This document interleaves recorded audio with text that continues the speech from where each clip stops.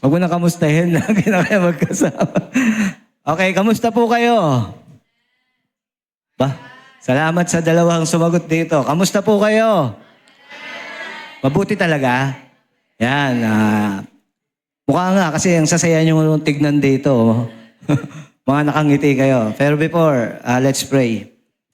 Hallelujah. Thank you, Lord. Salamat sa oras na ito, sa hapong ito, Panginoon, na pinagkaloob mo po sa amin upang kami po'y magtipon-tipon. At naniniwala kami, Lord, maganda po ang gagawin mo, Panginoon. Kung paano yung pagkilos mo, Panginoon. Kaninang umaga, Lord, hindi ka nagbabago, gayon din ang pagkilos mo sa oras na ito. Salamat, Lord. Itago mo po ako sa iyong likuran. Ikaw po ang makita. Magpahayag ka, mangusap ka sa puso ng bawat anak mong naririto ngayong nag-e-expect, Panginoon. At naniniwala kami, Lord, na tutugunin mo ang bawat expectation po namin, panalangin po namin, Panginoon. Pagkat ikaw po ang Diyos na mabuti, tapat at hindi nagbabago. Ikaw po, Panginoon, ang aming itinataas sa oras na ito, tanging ikaw lang. Sa lahat ng papuri, pagsamba, sa pangalan ni Jesus, ang lahat ng anak ng Diyos ay magsabi ng Amen. The best na palakpak sa Panginoon. Hoy, September na. Naka-ready na po ba yung mga regalo nyo sa mga pastor? Joke lang. Kamusta po? Ayan, pwede mo nang kamustahin, seryoso na. Kamustahin mo yung katabi mo ngayon. Humihinga pa ba yan? Kasi po, ang topic po natin, ang theme, no, is revival now. Revival. No? Nung nalaman ko yan ng topic, chinek ko kaagad no? Ano ba yung revival, Lord? Actually, sa Bible, nakasulat naman siya. Pag sinabing revival, no, chinek ko sa Google, from the word revival, revive. Ano naisip nyo? Nag-aagaw buhay. No, maaring may kailangang buhayin. May kailangang ibalik ang kalakasan. May kailangang ibalik ang alab. May kailangang ibalik ang ningas ng paglilingkod. Wala naman pong exempted dyan. Amen. No, bakit ko po sinasabi? Kasi po, kahit mga lingkod ng Diyos, no, may nakikita po tayo, may naririnig tayong kwento, na hindi exempted dyan. Dumadaan sa pagsubok, nangihina, nadadali ng kaaway. Ang ganda ng message kaninang umaga. Sino naririto kanina? No, kami-kami yon, yung mga nasa likod, tsaka ngayon. No? Kung nakinig kayo kanina, halos hindi nagkakalayo. Yung mensahe, pwede ko na nga lang i-play Play na lang natin kasi halos ganun din. Laging binabanggit ni Pastor kanina, pinili ka. Ibinukod ka. Set apart. Amen? Hello, pinili ka, may plano si Lord sa'yo. Pero bakit?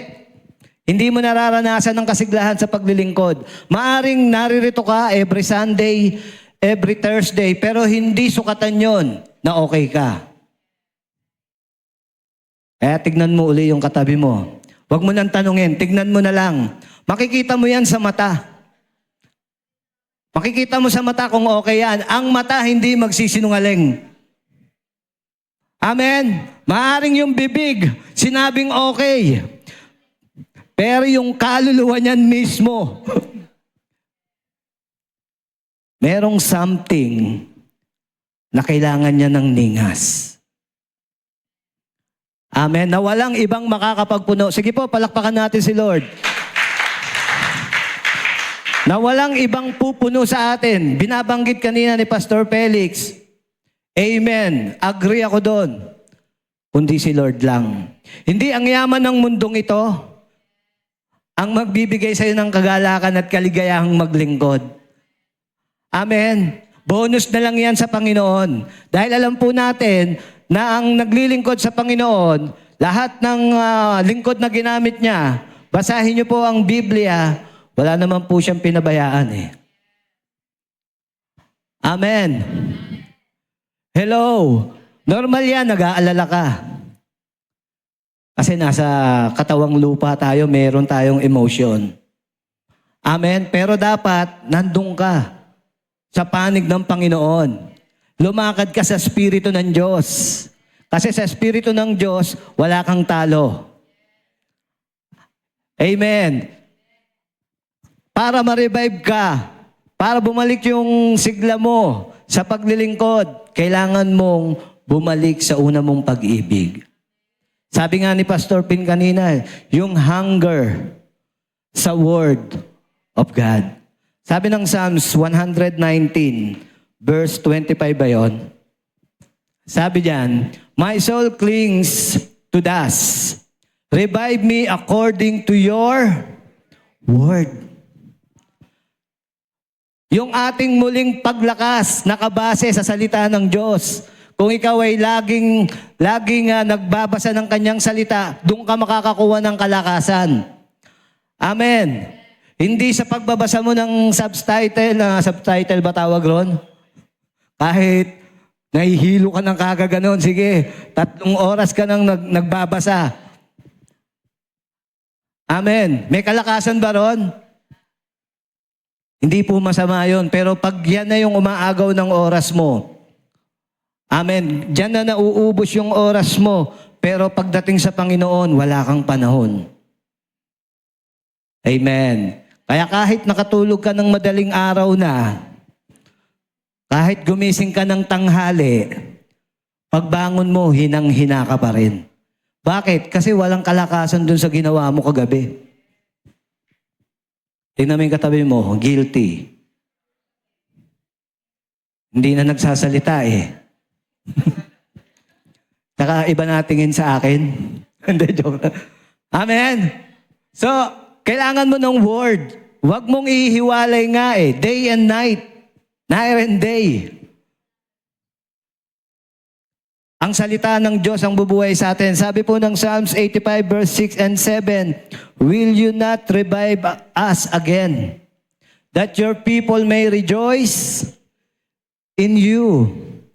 Verse 7, show us your unfailing love, O Lord, and grant us your salvation.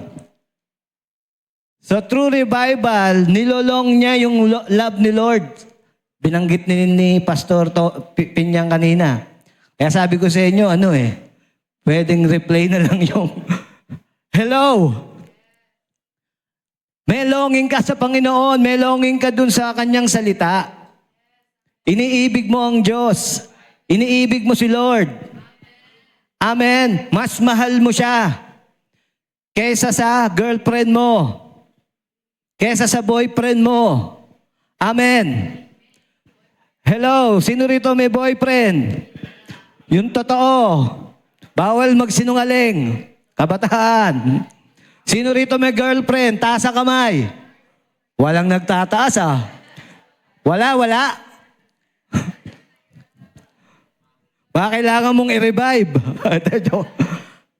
Hello. Yung umiibig sa Panginoon, kahit may girlfriend o boyfriend yan, mas mahal niya ang Panginoon. Palakpakan natin si Lord. Yung mga hindi makapalakpak, parang ayaw pumayag. Amen.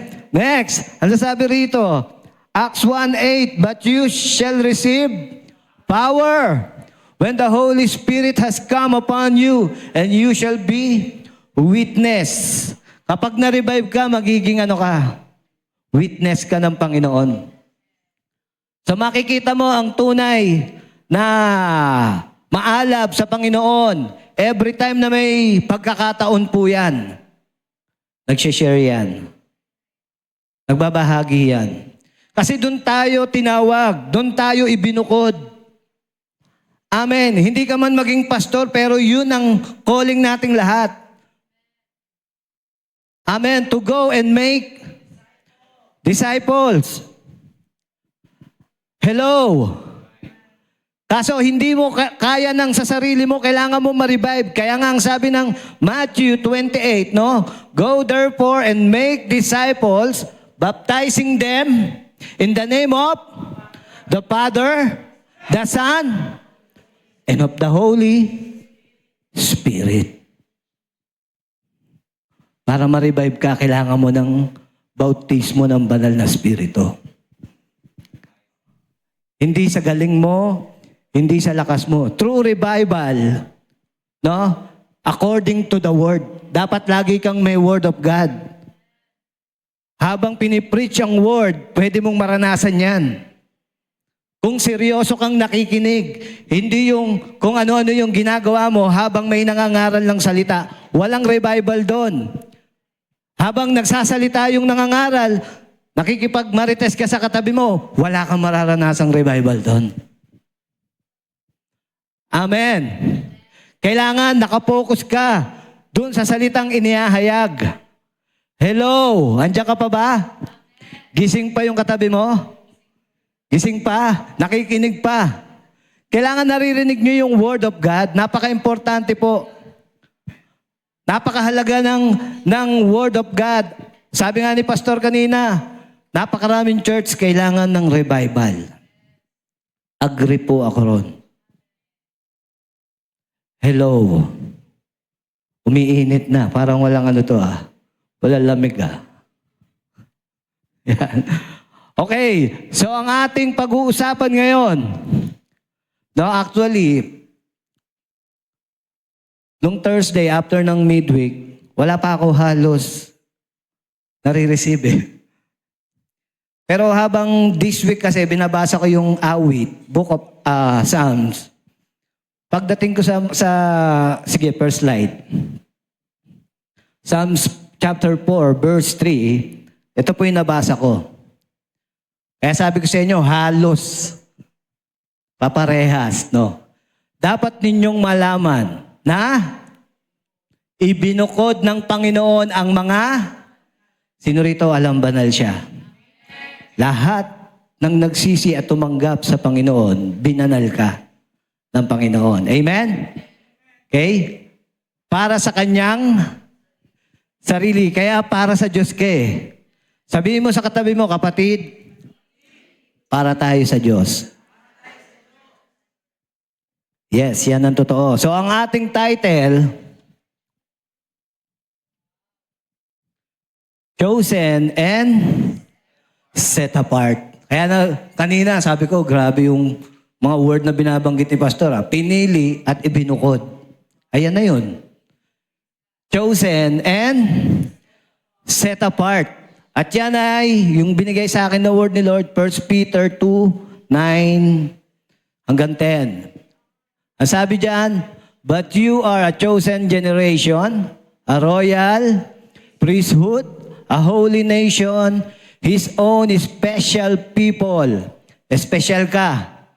Amen? That you may proclaim the praises of Him who called you out of darkness into His marvelous light. Verse 10.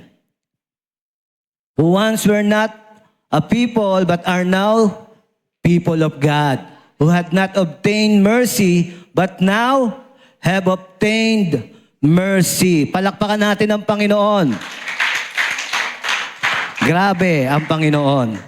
No? So ikaw ay, sabi diyan, chosen. No?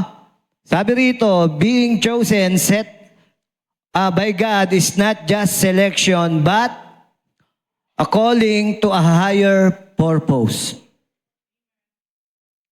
Kaya may calling ka Nung ikaw ay pinili, hindi lang napili ka. Merong purpose sa'yo si Lord. Naniniwala ka? Amen. Yan. So sabi naman dito, being in darkness and being called into God's marvelous light, symbolizing transformation. When you are separated from the world. Hello, inihiwalay ka na ng Diyos sa mundo. Amen. So you are chosen and set apart. Sabi mo sa katabi mo, kapatid, chosen tayo. And set apart. Grabe si Lord. Amen? So ngayon, meron lang tayong 6 na pupuntuhan dyan sa ating main verse na yan. Sa 1 Peter chapter 2, verse 9, no? So, una, yan. Pinili ka bago pa likhain ng... Yan, totoo yan. Binanggit din ni Pastor Pinyang kanina. Pinili ka bago pa likhain ng mundo. Sabi ng Ephesians, chapter 1, verse 4 to 5. Ito ay ayon sa pagpili niya sa atin kay Kristo. Bago itinatag ang sanlibutan upang tayo'y maging mga banal. So bago pa ang sanlibutan likhain, pinili ka na. Wala ka pa. Amen. Wala ka pa sa sinapupunan ng nanay mo, alam na ng Diyos lalabas ka. Ganon ka makapangyarihan ang Panginoon. No? Tayo minsan, hindi pa nag-e-exam, hindi mo alam kung papasa ka o hindi. Pero si Lord alam na hindi ka makakapag-exam. Joke. Si Harvey nag-exam naman yan. No? Pumasa, pasok yan.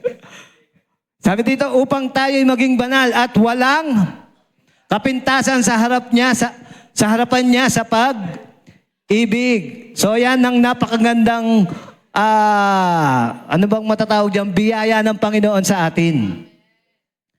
Na hindi pa tayo lumalabas sa mundong ito, baka hindi pa nga sinisilang yung magulang mo, alam na ng Diyos na darating ka. Tignan mo yung katabi mong yan, hindi tsamba yan. Talagang pinlano ni Lord yan. Hindi ka aksidente. Hindi nagkamali ang Diyos sa'yo. Amen. Talagang nasa plano ka. Napakahalaga. Kung nasa plano ka ng Diyos, alam mong tinawag ka at pinili ka.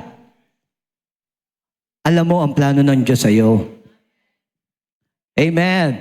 Sabi ng verse 5, tayo ay itinilaga, nakatalaga na. Sa ayaw at sa gusto mo, meron ka ng patutunguhan sa Panginoon. Huwag mong ipilit yung sa sarili mong diskarte. Amen. Sabi rito, tayo itinalaga niya nung una upang ampunin.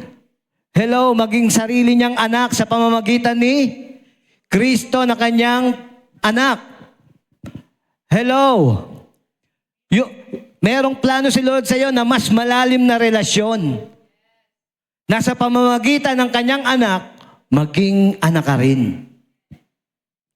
Ampunin at ariing kanya. Amen. Adoption sa English, ampunin. Hello, gusto niya maging tunay kang kanya. Kaya ang ginawa niya sa pamamagitan ng anak, ibinigay niya lahat ng mananampalataya, bibigyan ng karapatang maging mga anak ng Diyos. Palakpakan natin ang Panginoon. So hindi ka aksidente, ikaw ay pinili, ikaw ay ibinukod para sa Kanya, para sa Panginoon ka, kapatid. Hello, kahit kabataan ka, kahit bata ka pa, kung naririnig mo to, ikaw na kabataan, para ka sa Panginoon. Hello, wag mong isipin tong usapan na to, para sa amin lang may mga edad na, kasama ka rito. Hello, kasama ka rito. Next. Deuteronomy. Sabi diyan, ano yan? Chapter 7 ba yan? 7. 6. Sapagkat ibinukod kayo ng Panginoon na inyong Diyos sa lahat ng mga tao, sa dami-dami ng tao. Hello. Ilang bilyon tayo? Ilan? 7 pa rin ba? 8 na yata eh. Kasi magkakaanak na si Joseph eh. Pang 8 billion yung ano. Hello! So, sabi niya, sa dami-dami ng tao, ibinukod tayo. Hello! Sa 8 billion na yan, isa ka sa mga napili. Kumbaga, punuin natin to ng barya. Tig-25. Punong-puno, umaapaw. Tong building na to. Ang hirap piliin kung pipili ka lang na 1,000 piraso. At ikaw ay makakasama ron. Isipin mo yon. Sa dami-dami, Isa ka sa napili. Ibinukod para sa Panginoon. Palakpakan mo ang Panginoon. Hindi mo ba nakikita kung gaano ka kamahal ng Panginoon? Oo nga no, Lord. Sa dinami-rami ng tao, isa ako sa pinili. Kaya ang maglingkod sa Panginoon, hindi karapatan. Ang maglingkod sa Panginoon ay pribilehiyo. Kaya huwag kang magrereklamo. Amen? Wag ikaw yung laging inuutusan sa compact. Kasi pinili ka. Amen? Kapag lagi kang nasa church, may pinatatype sa'yo, hindi pa tapos yung kahapon, eto na naman. Amen? Kakawalis mo lang kahapon, magwawalis ka na naman ngayon. Kakalimas mo lang, limas na naman. Kasi pinili tayo. Hello, Ate Weng. Hindi naman nagre-reklamo si Ate Weng. Diyan ako believe kay Ate Weng. Amen? Pinili ka. Alam ng Diyos para diyan ka eh. Para doon ka sa Kanyang gawain. Hello, kaya hindi tayo pwedeng magmalaki. Nakapag wala tayo, hindi uusad ang gawain. Kasi pag ayaw natin, maraming gagamitin ang Panginoon. Palakpakan natin si Lord. Kayo ang pinili. Sabi mo sa katabi mo, kapatid, pinili tayo ng Panginoong Diyos na maging espesyal. Niyang mamamayan, espesyal ka. Hello. Wala ka mang pula sa noo, hindi yun ang basihan ng Panginoon. Merong nasa sayo na basihan ng Panginoon kung bakit espesyal ka at extraordinary ka. Merong kapangyarihang nasa iyo na nakikita ang Diyos kung bakit espesyal ka sa Kanyang harapan. Hello! At hindi ikaw yun. Ang Kanyang anak.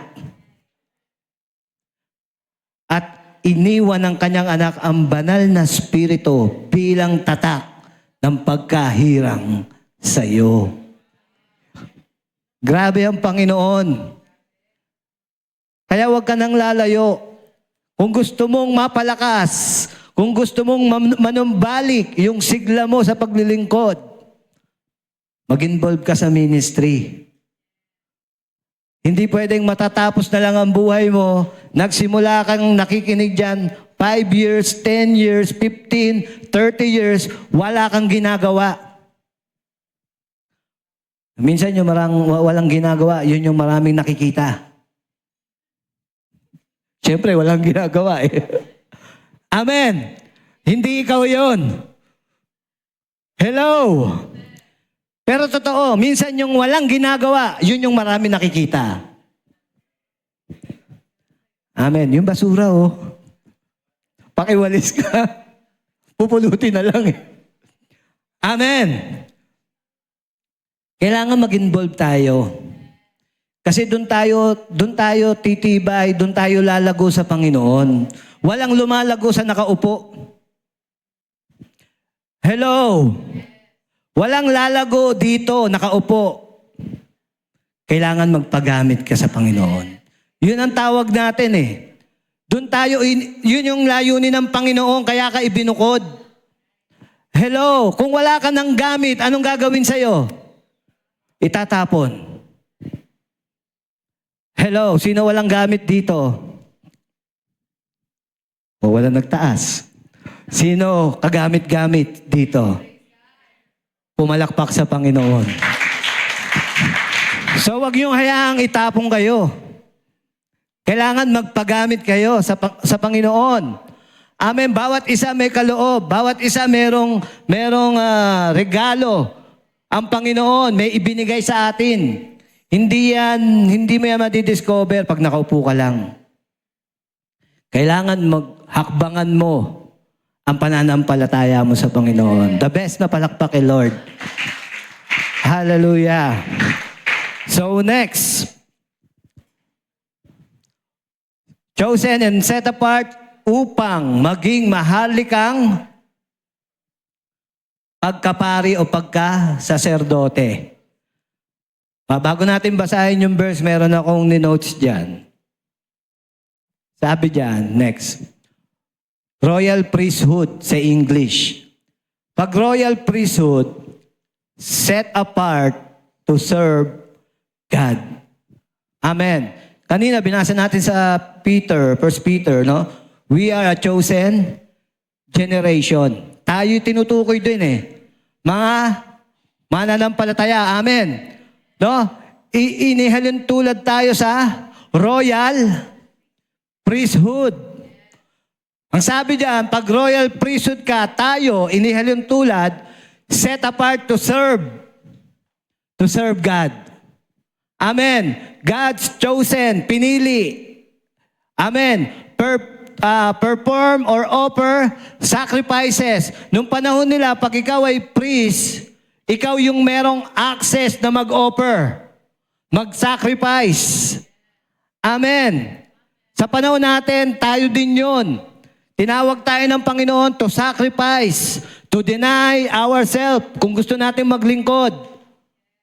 Kalimutan natin yung mga gusto natin, idaragdag na lang ng Panginoon yan. Amen. He represent God. Tayo rin yun. Sa panahon natin, we are a royal priesthood. We represent God to other people, to the lost soul. Amen. Inaasahan tayo ng Panginoon. Hindi dapat tayo nakaupo lang. Yes, masarap nakaupo. Pero ang laban natin wala rito. Amen. Tayo'y inutusan ng Panginoon to go, humayo, and preach the word. Amen. To intercede to other people. Tayo'y mamagitan. Tayo'y maging ambassador. Tayo'y isugo sa mga tao. Amen. At sila'y tahimik na. Isa na lang umi-amen. Hello. Ulitin ko, ang paglilingkod sa Panginoon, hindi karapatan. Pribilehiyo yan at ikaw ay isa sa napili. Na maglingkod sa Hari ng mga hari at Panginoon ng mga Panginoon. Palakpakan natin si Lord. Hindi lahat binigyan ng pribilehiyo. Kasi hindi lahat tumanggap sa Panginoon. Amen. May matigas ang ulo. And sabi diyan, he has a direct access to God. Tayo rin yun. Meron na tayong access sa Panginoon direct dahil sa Espiritong nasa iyo. Nakatunayan na ikaw ay kanyang pinili, hinirang, tinatakang ka eh. Yung Espiritong nasa iyo, yan yung nagbibigay ng instruction sa atin galing sa Diyos. Amen? Kasi sabi ng Bible, lahat ng narinig niya, yun lang yung ipapahayag niya. Nalalaman niyang plano ng Diyos sa atin, ibibigay niya sa atin. Amen? Kaya napakahalaga na alam mo kung sino ka, kung ano yung kalalagayan mo sa Diyos. Hello? Basahin na natin yung verse. Sabi diyan, kaya nga mga sugo kami ni Kristo, sa English, we are ambassador. Nire-represent natin ang Panginoon. Hello. Kaya dapat tayuan mo yung pagiging embahada ni Kristo. Bakit? Kasi hindi tayo taga rito. Tayo ang embahador ng kaharian ng langit dito sa mundo. Amen. Parang dito sa Pilipinas, ang US may embassy. Tama ba? So doon sila lumalapit, tayo naman din. Para madala natin ang kaharian ng langit dito sa lupa, we are ambassadors of Christ. Ipakilala natin yung hari natin. Ipakilala natin yung Panginoon natin sa iba. Para maging sila ay makapasok sa kaharian ng Diyos. Amen? Yung pamilya mo, magulang mo, kapatid mo. Sabi nga ni Pastor Tony, totoo yan, we are on the last days. Hello, wag ka nang magpatumpik-tumpik pa at alisin mo na nga yung katamaran mo. Amen. Hello. Hindi nagkamali si Lord sa'yo, kapatid. Hindi ka aksidente, hindi ka lang uupo dyan. Gusto ng Panginoon, gamitin ka. Ayaw sumagot ng iba. Gusto ng Panginoon, gamitin ka. Sabihin mo sa katabi mo, kapatid, paggamit na ako. Parang masama loob. Sa ilong lumabas. Okay, next. Magliwanag ka. Kasama pa yan nun. Sabi diyan, kailan may hindi nagkasala si Kristo, ngunit alang-alang sa atin tinuring siyang makasalanan para sa pamamagitan niya'y may turing tayong matuwid. Sige, next. Sabi diyan, chosen and set apart upang maging isang bayang banal. No? Galatians 2:20 and Galatians 5:24. Sabi rito, favorite verse ni Elder, namatay akong kasama ni Kristo sa krus, hindi na ako ang nabubuhay sa aking sarili, kundi si Kristo na ang ipinamumuhay ko. Ang buhay kong ito sa pamamagitan ng pananampalataya sa anak ng Diyos na nagmahal sa akin at nag-alay ng buhay para sa akin. Kasi binanal tayo ng Panginoon. Pinili ka at ikaw ay ibinukod para sa kabanalan. Amen. Binanal ka ng Panginoon, hindi sa gawa mo, kundi sa ginawa ng Panginoong Hesus sa krus. Siya yung umako ng ating kasalanan at karumihan at kahihiyan. Alam niyo po ba yon? Yung kahihiyan natin, sa Kanya na ipataw. Upang tayo naman, no, na makasalanan, ay maging matuwid, maging banal sa Kanyang harapan. Grabe ang Panginoon. Kung magsisink in sa puso mo to, hello, kung ibabalik mo yung dating pag-ibig nung una mo siyang na-encounter, kapatid, anong taon yon? 2008, alam. Si Joseph, nawala, ayan. Amen. Sabi diyan, namatay akong kasama ni Kristo. Yan din yun, di ba? Next na. Galatians 5:24. Ipinako na ng mga na kay Kristo ang pagnanasa at masasamang hangarin na kanilang laman doon sa krus. Kaya itong laman natin, pinatay na to. Kaya ang ganda ng illustration ni Pastor kanina eh. Parang gusto kong gayahin ulit eh. Si Kirk uli lalagay ko sa flesh. Hindi na. Maganda illustration kanina umaga. No? Flesh, soul, and Spirit of God. Amen? Napatay na tong laman natin nung tayo'y nakipag-isa kay Kristo.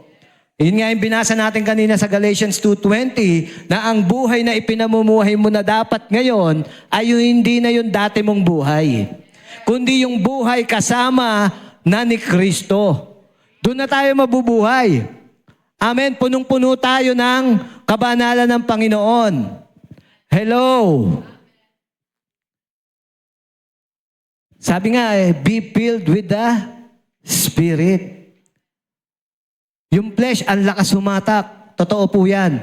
Kahit gustong manalangin, pag tinamad ka na, tutulog ka na lang.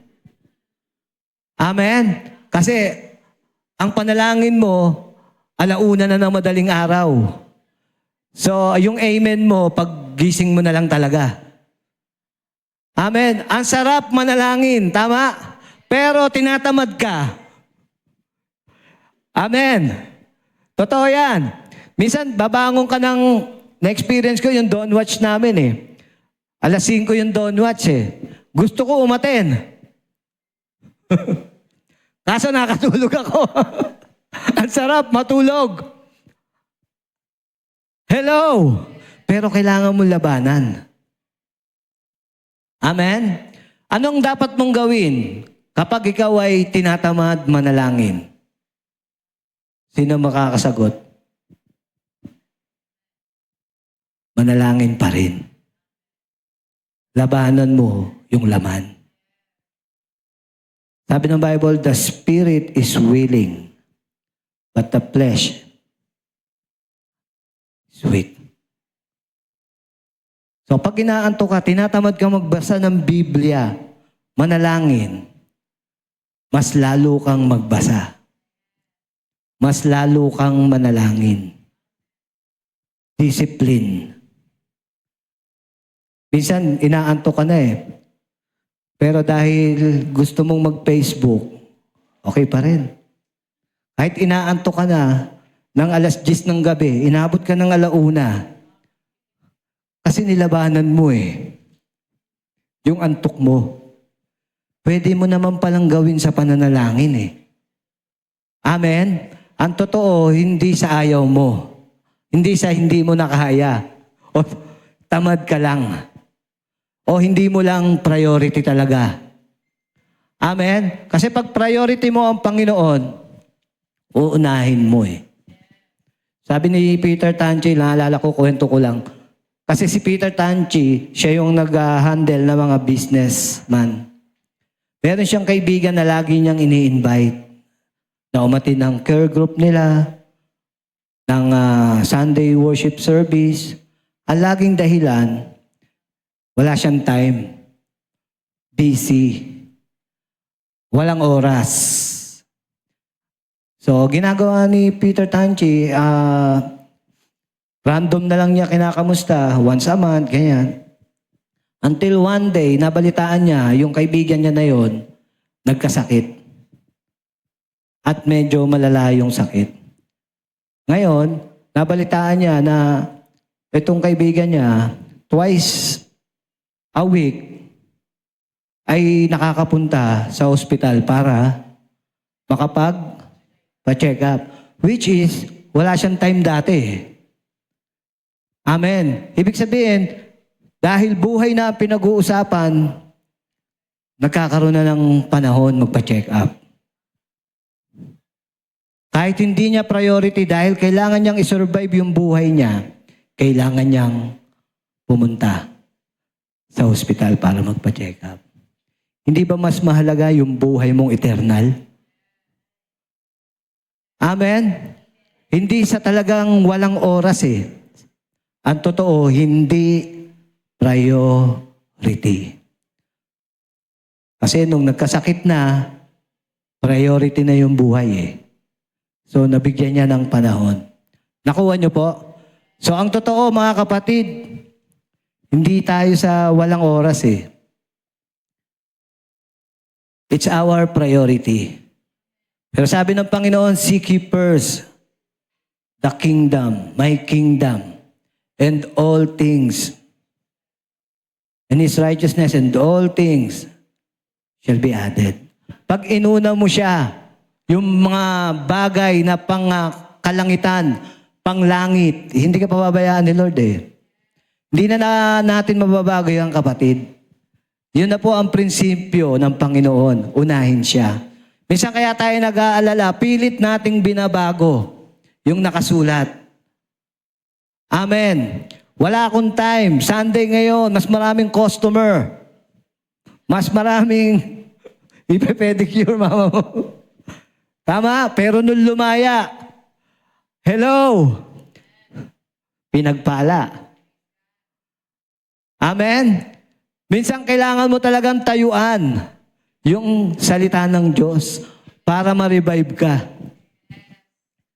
Amen? Hindi ka ma-revive, lagi kang naghihingalo. Pag hindi mo kayang tayuan ang salita ng Diyos. Naalala mo lang ang mga pastor, pag kailangan mo nang ipag-pray, babalik ka rito dahil kailangan may problema ka nang hindi mo na kaya. Pero pag nawala na, wala na rin. Tignan mo yung katabi mo, siya ba yan? Hindi siya yan. Hindi siya yan. Amen. Okay, next. Pangilan na yan? Bilis lang natin ha. Chosen and set apart upang alisin tayo sa kadiliman. Amen? Sabi ng Isaiah 9:2, nabubuhay sa kadiliman ang mga tao ron. Ngunit makakakita sila ng matinding liwanag. Kahit nasa kadiliman sila at natatakot mamatay, maliliwanagan sila. Hello? Nung binasa, ano yan, Isaiah yan, di ba? Yung kanina, Matthew, actually, yan din yung tagpo na yun. Kasi yung Isaiah, hula yun ni Isaiah na mangyayari dun sa bayan ng Neptali ba yun, Pas? Yun, basta yun, may bayan doon na nabubuhay sa kadiliman. Pagdating ng Matthew, after ni Lord mag-pass ng 40 days and 40 nights doon sa wilderness, pagbaba niya, doon siya dumaan, doon sa sinabi ng Isaiah na binanggit sa Matthew, na yung bayan na yon na matagal nang nabubuhay sa kadiliman, na natatakot mamatay, makakakita ng liwanag. Katulad natin na nasa kadiliman, hello, nasa mundo, nasa kasalanan.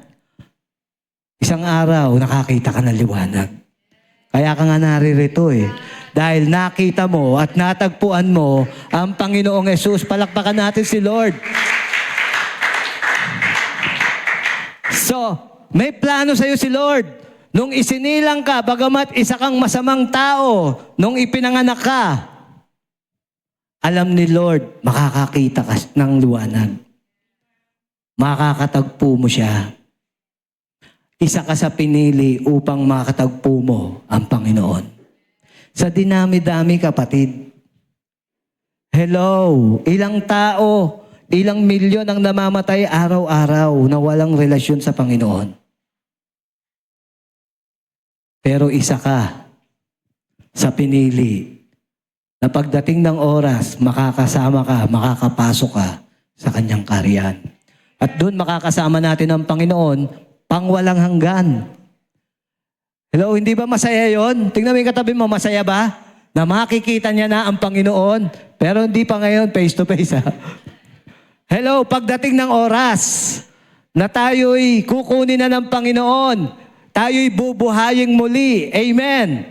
At isasama niya dahil pangako niya yon. Hello, yun ang pag-asa nating buhay na buhay. Kasi alam naman natin si Kristo na namatay, pero pagkatapos ng 3 araw, nabuhay. Amen. At naisulat yung, kaya yung pag-asa natin buhay sa Panginoon. Kaya huwag kang malungkot, kapatid. Huwag kang sumimangot. Huwag kang papayag na agawin ng kaaway yung kaligayahang nasa iyo na. Yung problema mo, hindi yan na maghihiwalay sa iyo sa kamay ng Diyos. Yung asawa mong problemado ka, hindi yan na maghihiwalay sa iyo sa kamay ng Diyos. Yung girlfriend mo na iniwan ka o boyfriend mo, hindi yan na maghihiwalay sa iyo sa pag-ibig ng Diyos. Yung sakit na meron ka ngayon, hindi yan na maghihiwalay sa iyo sa pag-ibig ng Diyos. Walang makakapaghiwalay sa atin, sabi ng Revelation, kahit kamatayan.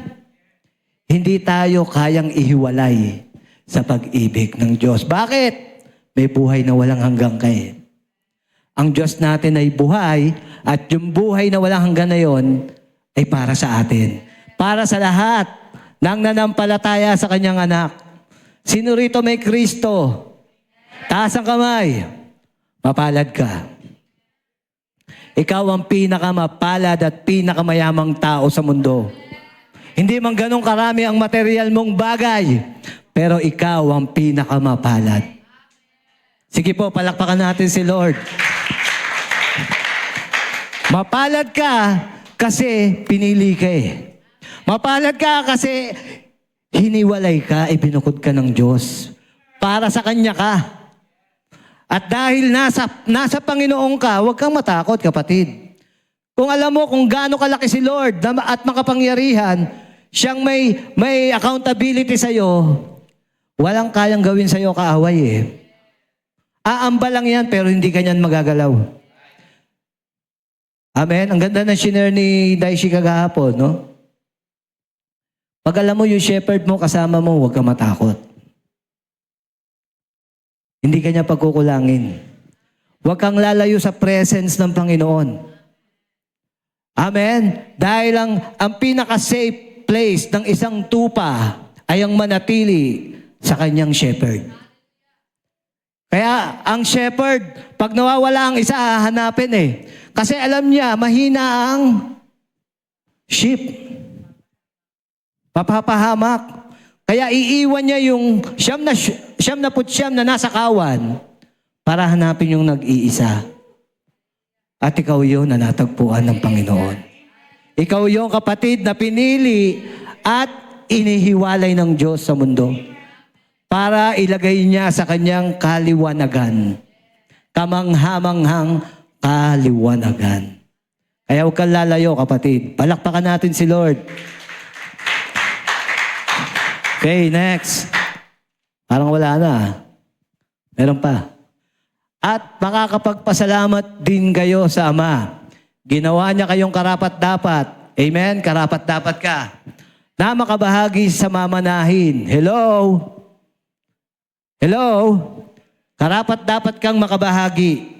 Feeling mo sa sarili mo, hindi ka karapat-dapat. Pero sa Panginoon, ginawa kang marapat. Amen?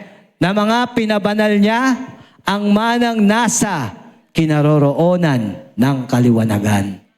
Sino rito inilipat ng Diyos mula sa kadiliman tungo sa kanyang kaliwanagan? Tayo yun.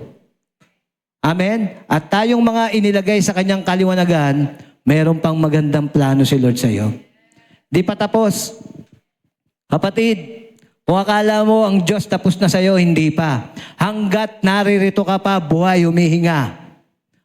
Maganda pa plano ni Lord sa iyo. Amen. Next. Colossians 1:13, iniligtas niya tayo mula sa kapangyarihan ng kadiliman at inilipat sa kaharian ng minamahal niyang anak. Sino yon? Ang Panginoong Yesus. Okay, next. Nasabi diyan, chosen and set apart upang ipahayag ang kamangha-mangha niyang gawa sa pamamagitan mo, kapatid. Amen? Yung kapitbahay mo ba, pag nakikita ka, namamangha? Sino rito, pag nakikita ng kapitbahay niya, namamangha? Grabe magmura to. Kakamangha. Hello? Grabe ugali nito. Di naman siya kaaway, siya sumapak. Namangha. Nalulugod ba si Lord doon? Hindi sa Panginoon yon. Amen? Ang sabi ng Isaiah 12, verse 4 to 5, pagsapit ng araw na iyon, naawit kayo, pupurihin ninyo ang Panginoon. Sasambahin niyo siya. Sino rito sumasamba sa Panginoon? Pero pag uwi sa bahay, nagmumura na.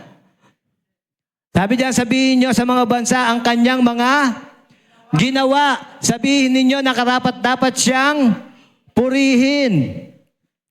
Kaso hindi mapupuri pag yung ugali natin hindi nakikitaan ng buhay ni Kristo. Amen? Dapat yung behavior mo, yung character mo, nagpipreach ng word. Yung the way you speak, di ba? The way you think. Dapat nakikita yung gawa ni Kristo sa buhay mo. Amen. Para sila'y makapagpuri, purihin ng Diyos sa buhay mo, kapatid, pag nakikita kita. Ibang-iba ka na.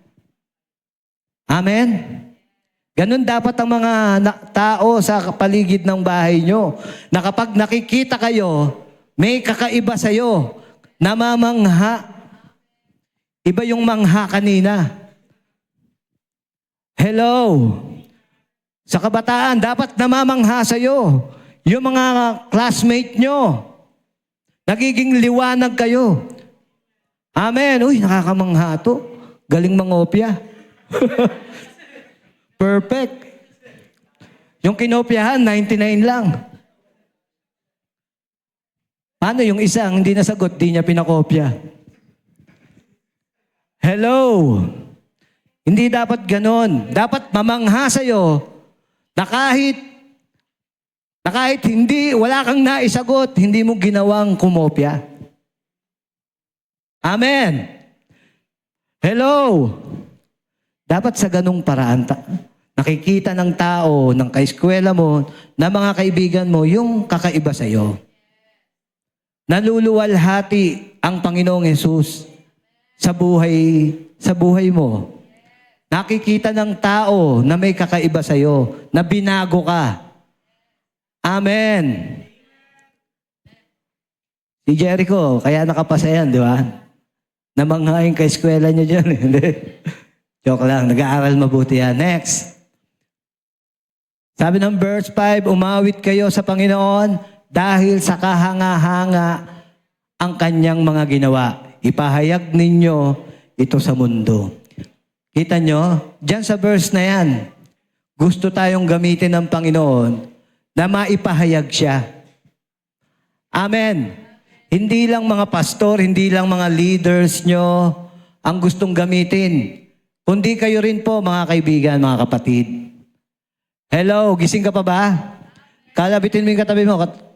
Kapatid, matatapos na raw. Sing na. Next, tapusin na natin bago pa yan makatulog.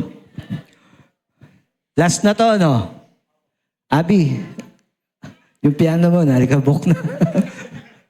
Sabi diyan, chosen and set apart upang mabuhay para kanino? Para sa Panginoon. Grabe yung yung pagkilos ng Espiritu ng Diyos. Yung mensahe kanina, saka yung mensahe ngayon, pwede pag-isahin. Amen? Hindi kami nag-uusap ni Pastor Felix, ha? Pero yun yung nilalaman ng mensahe ng Diyos sa araw na ito. Sabi ng Titus o Tito, chapter 2, verse 14, ibinigay niya ang kanyang sarili para sa atin upang, ano raw? Tubusin. Kanina, no, binanggit ni Pastor Pin, na isanla ng napakaraming tao yung kanilang buhay kay Satan dahil pinatulan yung offer No? Kasi binanggit niya si Jesus Christ nung siya'y nagpa-fast, siya ay inakit ng dyablo at pinakita yung kaharian, yung yaman ng mundong ito. Tang sabi ng dyablo, ibibigay kong lahat sa iyo to. Nabasa niyo na yon? Kung magpapatira pa ka at ako'y iyong sasambahin. Pero hindi. I-reject ng Panginoon kasi alam niya yung salita. Nasusulat, ang Panginoon mong Diyos lamang ang iyong sasambahin at paglilingkuran. Pero alam nyo, sa mundong ito, maraming mayamang tao, maraming bilyonaryo, may-ari ng maraming negosyo na wala sa Panginoon. Ang naisanlana, ang kaluluwa sa dyablo. Bakit? Walang Panginoon Hindi masama yung yaman. Hindi masama yung tagumpay. Pero pag wala sa Panginoon, nakalimutan mo siya, kahit ikaw pa ang pinakamayamang tao, sa harap ng Diyos, ikaw pa rin ang pinakamahirap. Kaya sabi diyan, no? Ibinigay niya ang kanyang sarili para sa atin upang tubusin. Kahit tayo na isanla natin yung sarili natin noon Nung wala ka pa sa Panginoon, itong buhay mo, itong kaluluwa mo, na kay Satan. But praise God, nakilala mo ang Panginoon, tinubos ka, yung pagkakasanla, binayaran. Amen. Tinubos niya tayo mula sa lahat ng hindi pagkilala sa kautusan ng Diyos at malinis niya para sa kanyang sarili. Nung tinubos ka, hindi mo na pag-aari yung sarili mo. Para ka na sa Diyos. Sabihin mo sa katabi mo, kapatid, para sa Diyos na pala tayo. Yan ang totoo. Ayan, binabasa lang natin ang tao na kanyang pag-aari. Pag-aari. Hello, pag-aari ka ng Diyos. Masigasig sa mabubuting gawa. Inalis ka na sa kasamaan. Nilagay ka sa liwanag. Kaya ang gawa mo ngayon, mabubuti na. Bakit? Kasi pag-aari ka ng Diyos eh.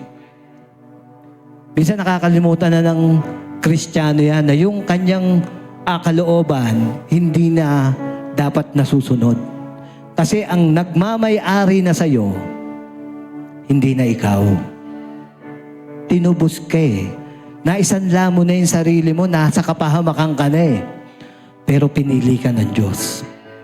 Inihiwalay ka ng Diyos, inalis ka doon sa kadiliman at nilagay dito sa kamanghamanghang kaliwanagan. Doon ka ngayon mabuhay sa mabubuting gawa. Dahil ang Diyos ay Diyos ng kaliwanagan.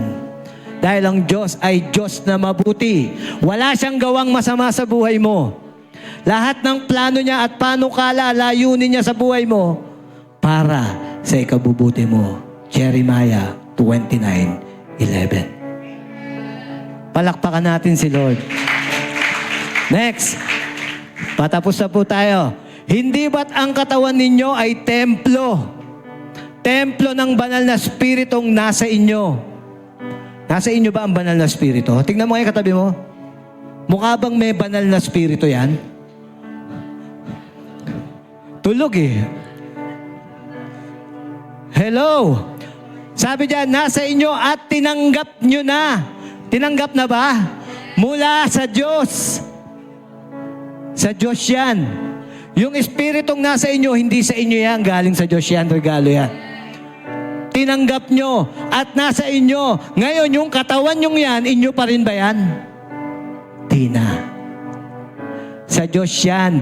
Ang katawan ninyo'y hindi sa inyo.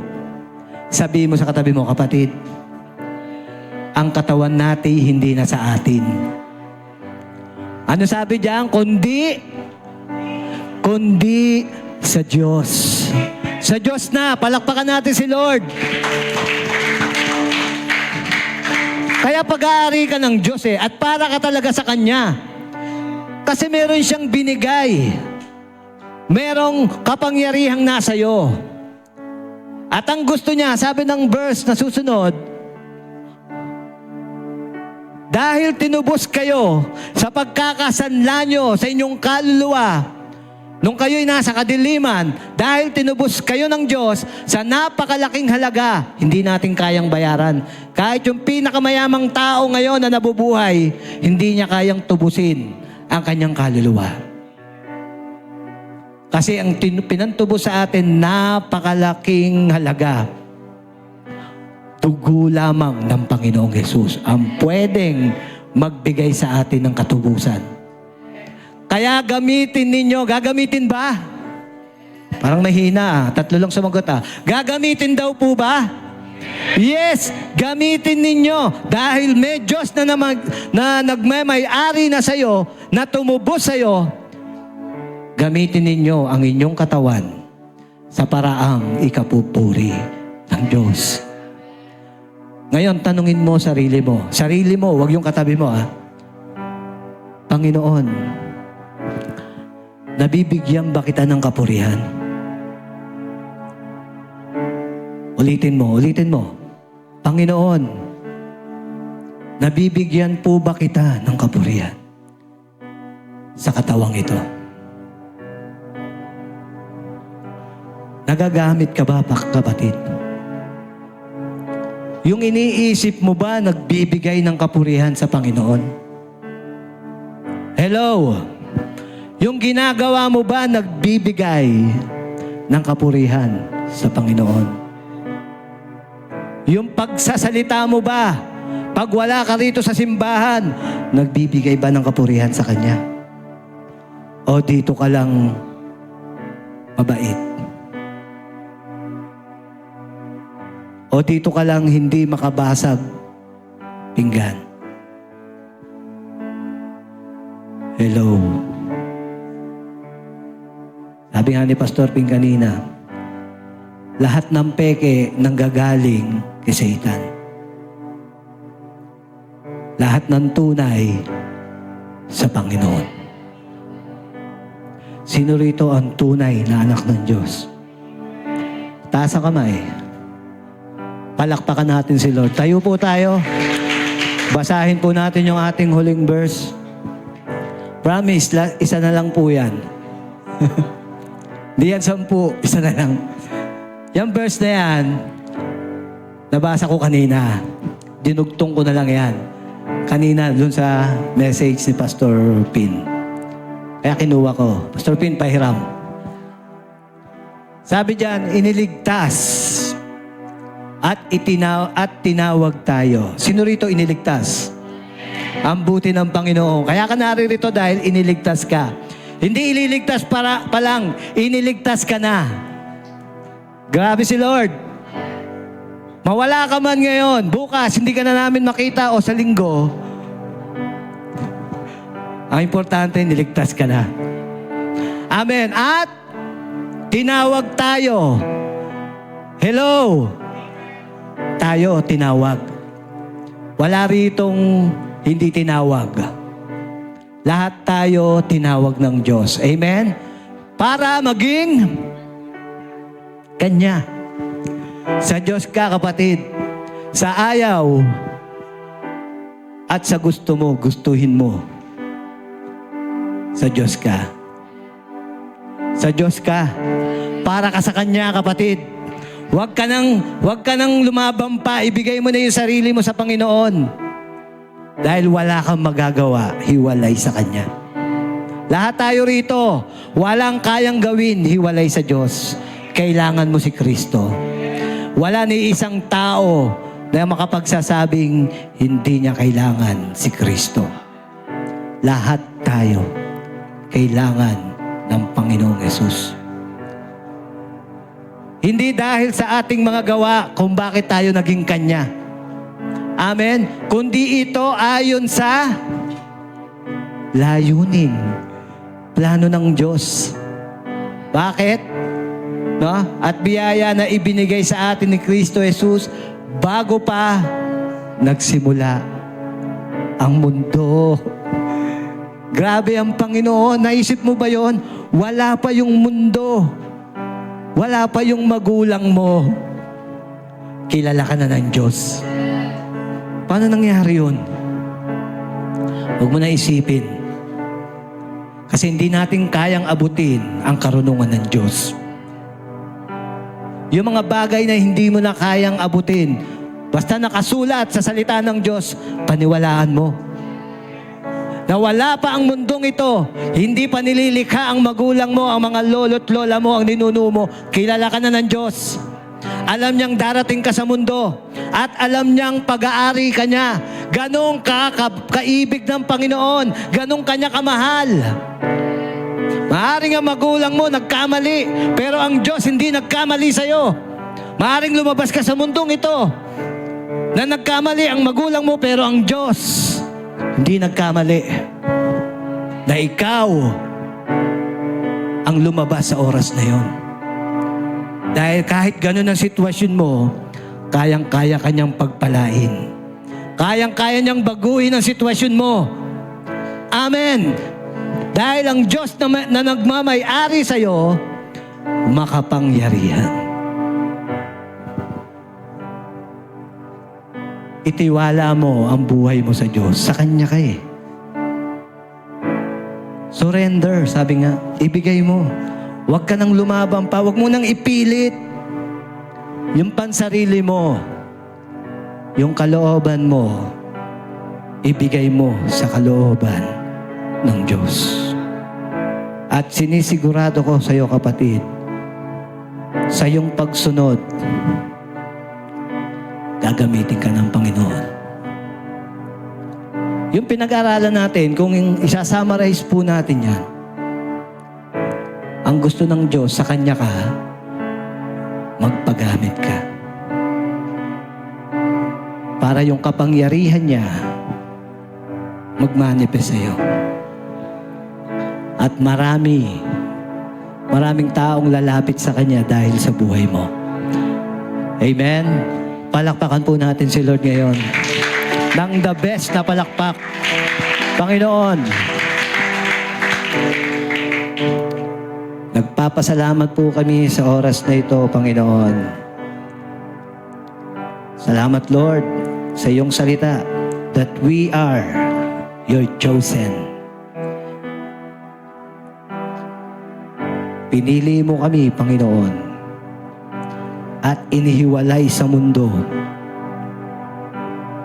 upang ang iyong kaluwalhatian ay makita sa amin. Lord, salamat sa oras na ito. Humihingi kami ng kapatawaran. Kami po'y nagpapakumbaba.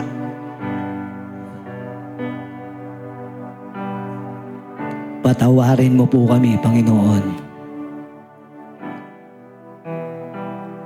Kung pilit naming sinusunod ang aming kalooban, imbis na ibigay po namin ito sa iyo na may-ari sa amin. At siyang nakakaalam ng lahat ng plano mo sa buhay namin. Lord, mula po sa oras na ito, ibinibigay po namin sa inyo at isinusuko ang aming kalooban sa iyong kalooban. Hayaan mong pangunahan mo, Lord, itong buhay kong ito. Naniniwala kami, Lord, mas the best ang plano mo sa amin. Salamat, Panginoon. At napakapalad namin na sa dinami-rami, Panginoon, ng tao, isa kami sa pinili mo at tinawag mo upang maglingkod sa hari ng mga hari, sa Panginoon ng mga Panginoon.